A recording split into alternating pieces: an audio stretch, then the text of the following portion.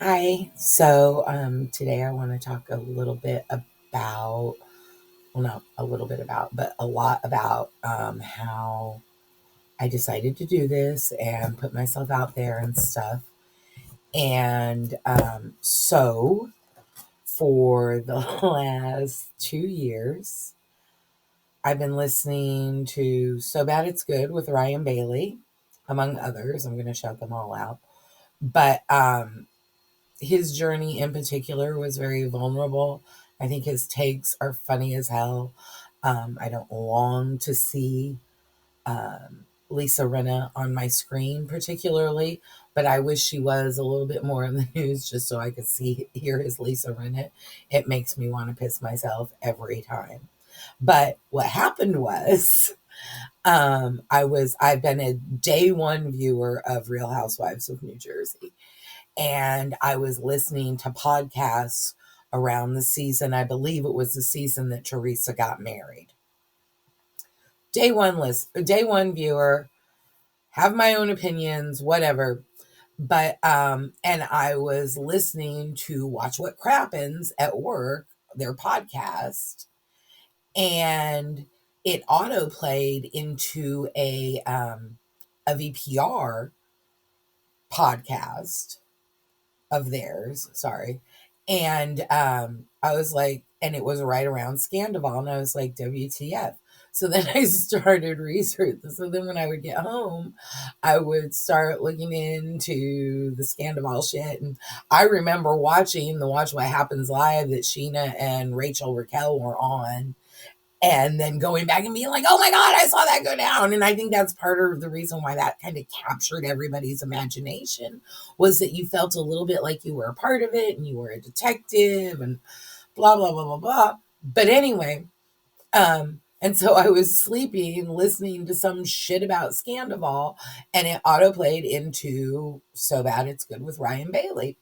And I was hooked. And here's why. Number one, he's super vulnerable.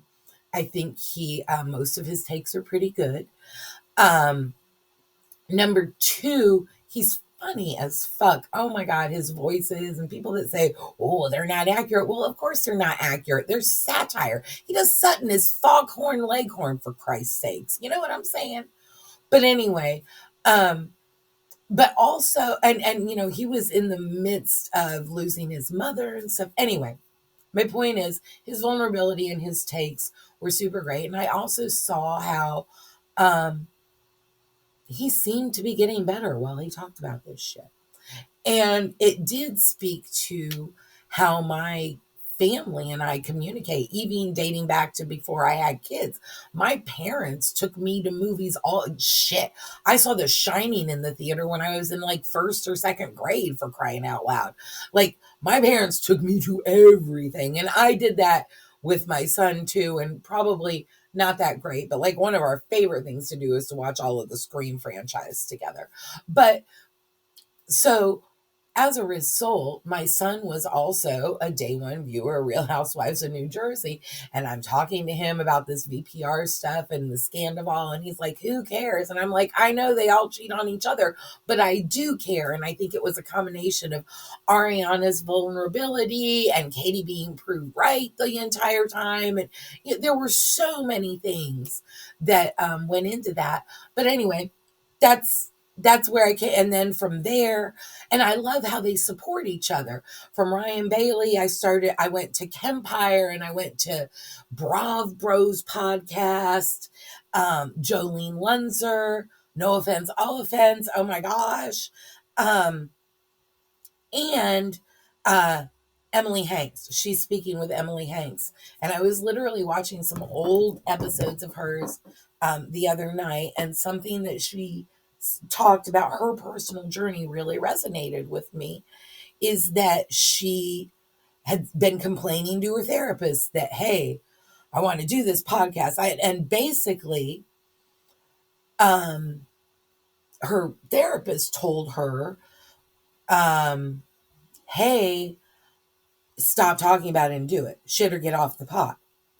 And my dad was very much like that. My dad was a therapist. He was a mental health professional, and he was very much a suck it up, do it or don't. He would literally, I also was a theater nerd. I did community theater and all that shit all growing up. And like before I would go on stage, he would literally pick a fight with me if it was something I needed that energy for. He would literally pick a fight with me to get me hyped up to go on stage to do this thing. So, anyway, all of that stuff brought me kind of here. And but her talking about and how much just getting out there. And I recorded my first video yesterday, and like it was nothing, and it's fine, and this is nothing, but it makes me feel better. So there you go. So all of that, I also first and foremost, every single one of these people I have shouted out. I shout them out also for being queer friendly spaces for me and my kids. I don't hear transphobic or turf rhetoric. I don't hear um I feel safe listening to them. I feel safe sharing them with my kids. And that's important to me. So, thank you to all of that.